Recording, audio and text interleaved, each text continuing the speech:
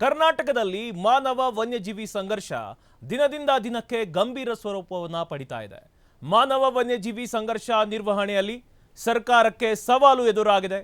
ಕಳೆದ 5 ವರ್ಷಗಳಿಂದ ರಾಜ್ಯದಲ್ಲಿ ಮಾನವ ವನ್ಯಜೀವಿ ಸಂಘರ್ಷ ಏರಿಕೆಯಾಗಿದೆ. ಸಂಘರ್ಷದ ಸ್ವರೂಪಗಳಲ್ಲಿ ನೈಸರ್ಗಿಕ ಕಾಡುಗಳು ನಷ್ಟ ಆಗ್ತಾ ಇವೆ. ಕಳೆದ 14 ವರ್ಷದಲ್ಲಿ 11,500 ಎಕರೆಯಷ್ಟು ಅರಣ್ಯ ನಾಶ ಆಗಿದೆ.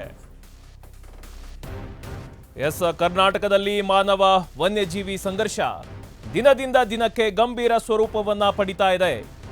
ಮಾನವ ವನ್ಯಜೀವಿ ಸಂಘರ್ಷ ನಿರ್ವಹಣೆಯಲ್ಲಿ ಸರ್ಕಾರಕ್ಕೆ ಸವಾಲಾಗಿದೆ.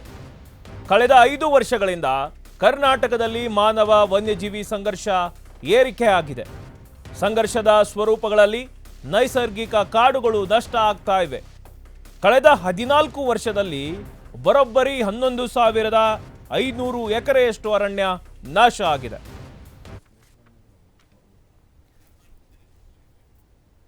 ಕರ್ನಾಟಕದಲ್ಲಿ ಮಾನವ ವನ್ಯಜೀವಿ ಸಂಘರ್ಷ ದಿನದಿಂದ ದಿನಕ್ಕೆ ಗಂಭೀರ ಸ್ವರೂಪವನ್ನು ಪಡಿತಾ ಇದೆ. ಕಾಡಾನೆ, ಚಿರತೆ, ಹುಲಿ ಸೇರಿದಂತೆ ವಿವಿಧ ವನ್ಯಪ್ರಾಣಿಗಳ ದಾಳಿಗೆ ಹಳ್ಳಿಗಾಡಿನ ಜನರು ಬಲಿಯಾಗ್ತಾ ಇದ್ದಾರೆ. ಕೃಷಿ ಬೆಳೆ ನಾಶ, ಸಾಕು ಪ್ರಾಣಿಗಳ ಹತ್ಯೆ, ಗ್ರಾಮಗಳಲ್ಲಿ ರಾತ್ರಿ ಇಡೀ ಭೀತಿ ಎದುರಾಗಿ ಬಿಟ್ಟಿದೆ.